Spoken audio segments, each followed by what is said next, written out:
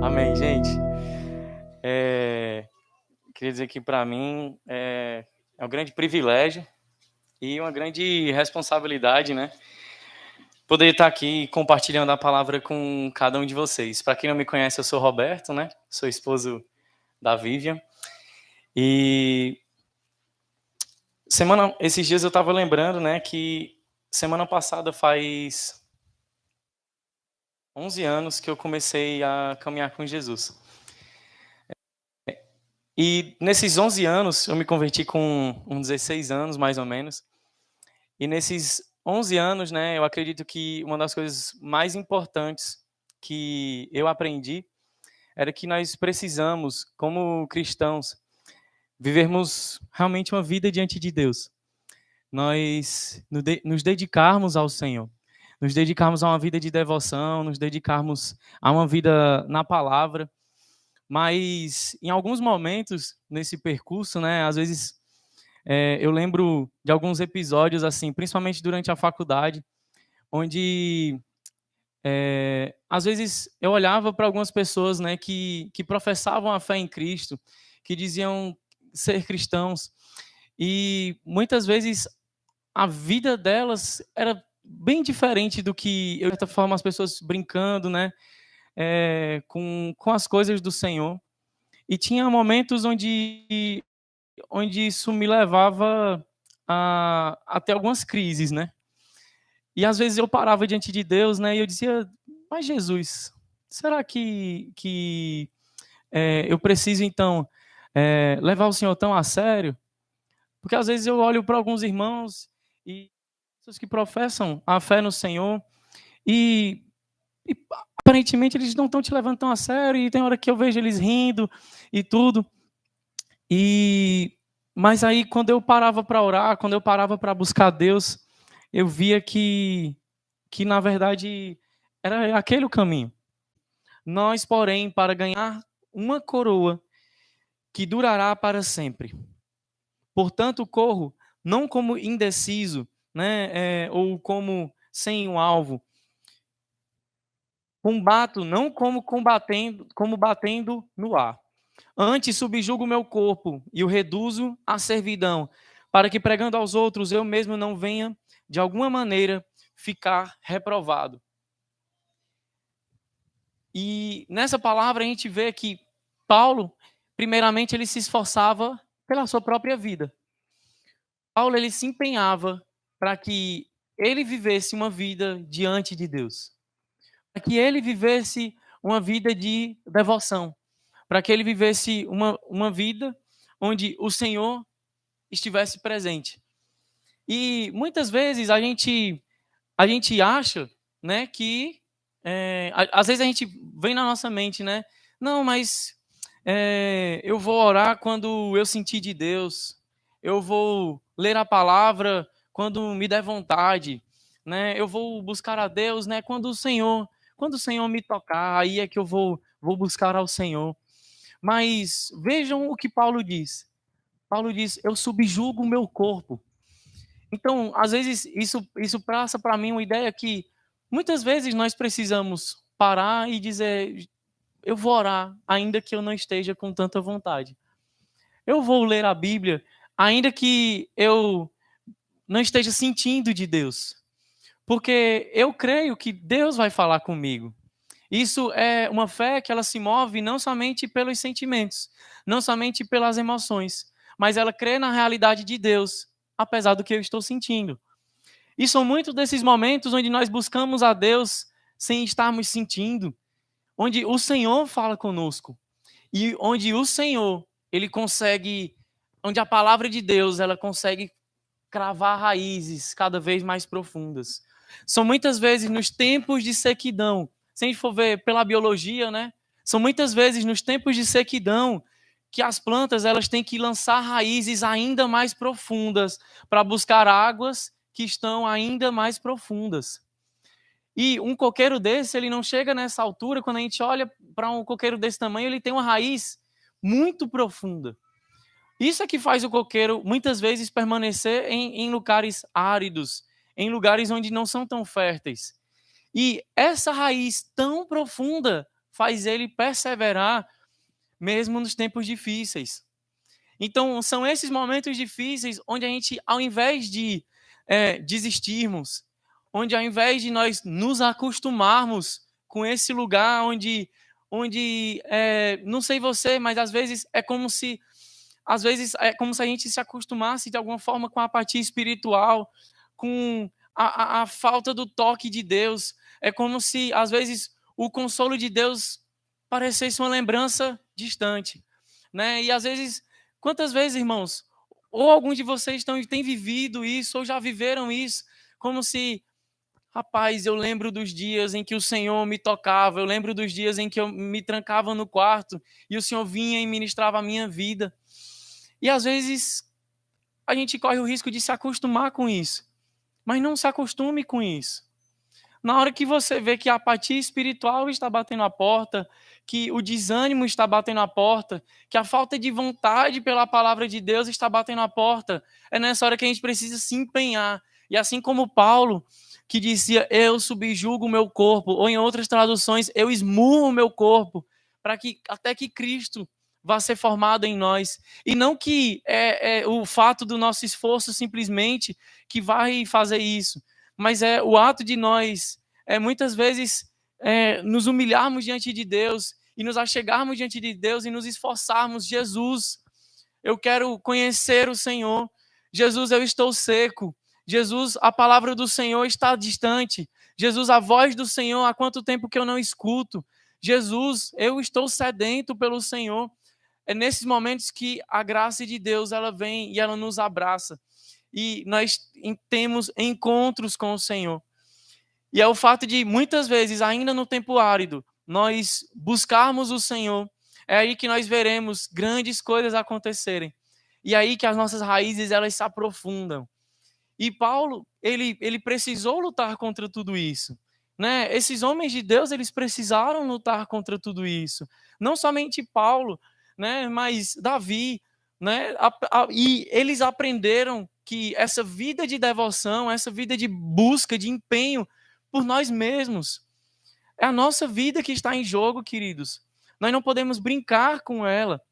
Então, esse empenho com a palavra e na busca pelo Senhor, ele também foi visto na vida de tantos outros homens. Jacó, que lutou com Deus. Daniel, que buscava 3 vezes ao Senhor por dia. Davi, um dos salmos que vai dizer que 7 vezes eu louvo ao Senhor por dia. Né? Então, exige um certo empenho da nossa parte também, pelas nossas próprias vidas, amém? E isso será recompensado pelo Senhor. E nós veremos grandes coisas acontecerem através dessa disciplina, através dessa busca no Senhor. Amém? E Paulo, ele entendia, como a gente leu, que é a graça do Senhor quem faz tudo isso. À medida que nós buscamos ao Senhor, é o Senhor quem está movendo os nossos corações. É o Senhor que está despertando o nosso coração para Ele. É o Senhor que está nos inclinando. Então, não desperdicemos isso. Amém? E Paulo, ele não lutava somente pela vida dele. Paulo, ele lutava pelos irmãos que estavam ali ao seu redor. Paulo, ele lutava também com os irmãos. Vamos ver lá em Colossenses 2, verso 1 ao 2.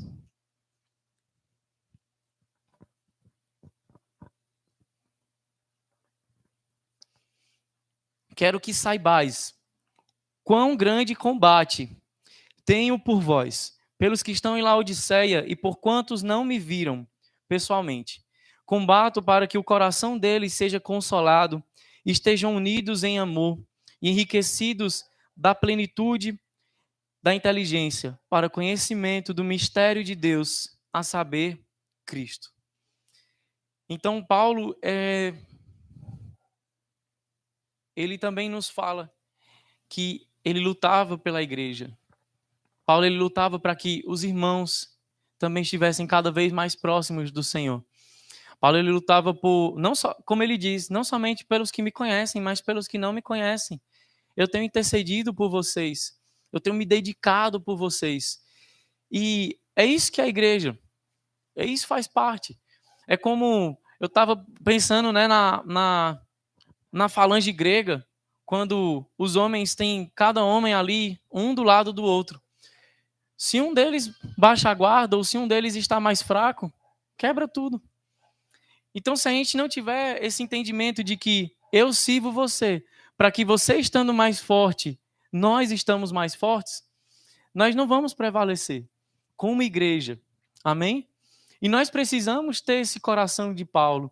É um coração que, apesar de muitas vezes se empenhar para estar mais próximo de Deus, é um coração que não fica azedo, é um coração que não fica crítico da igreja. É um coração que não fica olhando os irmãos como se fosse melhor do que os outros, porque às vezes tem se dedicado um pouco mais, mas pelo contrário, é um coração que, ao estar mais próximo de Jesus, cada vez a gente se compadece mais.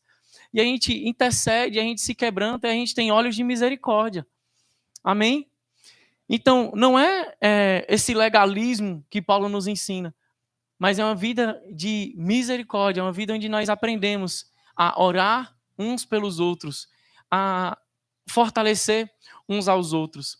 E nisso, eu creio que também faz parte, nós, além de servirmos aos outros, nós lembrarmos do que fala em Provérbios 27, 17, que diz que como ferro afia o ferro, assim um amigo afia o outro. Então, ao mesmo tempo que nós nos permitimos sermos trabalhados por Deus, onde nós nos empenhamos pelo Senhor, onde nós servirmos aos nossos irmãos, né, onde nós nos dedicamos para servir uns aos outros, nós também permitimos sermos aperfeiçoados uns pelos outros. Né? Às vezes, alguns trazem essa ideia, né, desse versículo de embate, né, combate entre os irmãos, né, o ferro com ferro e tal. Mas eu acredito num ponto um pouco mais positivo. O ferro sendo afiado por outro ferro. O ferro sendo aperfeiçoado por esse outro ferro. E eu acredito que nós também precisamos nos submeter.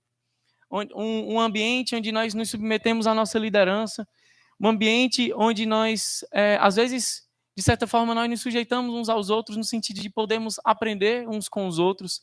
É isso que também faz parte das células, né? Nas células nós aprendemos uns com os outros, né? Nós somos afiados naquele lugar. E é aí que a igreja de Jesus, ela prevalece. É aí que nós vemos a igreja de Jesus progredindo. É aí que nós poderemos nos alegrar cada vez mais com a expansão do evangelho. Onde nós servindo uns aos outros, onde nós buscando ao Senhor, nós veremos Deus fazer grandes coisas no nosso meio. Não somente em nós, mas entre nós e através de nós. Onde nós veremos, onde lá na frente nós iremos chegar e dizer, meu Deus, onde a graça de Jesus nos trouxe. Glórias a Deus, porque o Senhor fez tudo isso. Né? Lá no final é como se a gente parasse e dissesse, por mais que a gente se esforce, por mais que a gente se desgaste, né? Muitas vezes você chega lá no final e a gente diz, meu Deus, mas foi Jesus quem fez tudo. Né? É como os irmãos quando chegaram para a multiplicação, os pães e os peixes. Né? Olha, Jesus, é tudo que a gente tem, mas Jesus faz um milagre. E às vezes, quando a gente, depois de um tempo, a gente para, né? E muitas vezes o meu coração era de olhar para trás e dizer como eu queria ter me dedicado ainda mais. Como eu queria ter me esforçado ainda mais. E é um privilégio, queridos. É um privilégio nós podermos ser participantes do evangelho. Ser participantes do que o Senhor está fazendo, amém? E quanto mais nós nos dedicarmos e nós nos empenharmos pela causa de Cristo, mais haverá alegria, mais haverá gozo. E o evangelho ele não vai ser chato. O evangelho, né, não vai ser maçante, porque nós veremos o que o Senhor é capaz de fazer. Amém? E tem uma canção que muitas vezes a gente cantou aqui. E é uma canção que, se eu não me engano, foi gerada nesse lugar também. Que a gente canta, né, que essa é a nossa promessa, que nós gastaremos as nossas vidas para coroar a Cristo.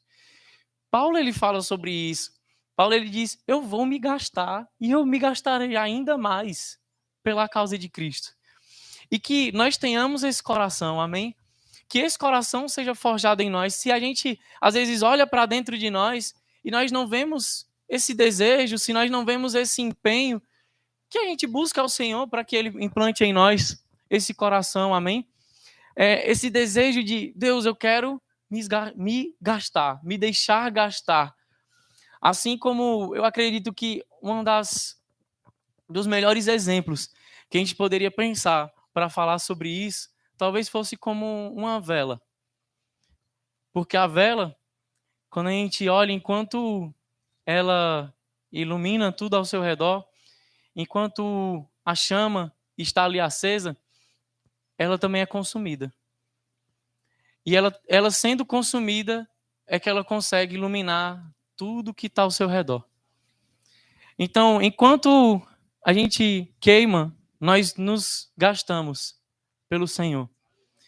E isso vai trazer muita glória para o Senhor. Isso vai iluminar tudo ao nosso redor. Amém? Eu acredito que é isso que eu queria compartilhar com vocês nessa manhã. Eu queria que vocês ficassem de pé para a gente orar, amém?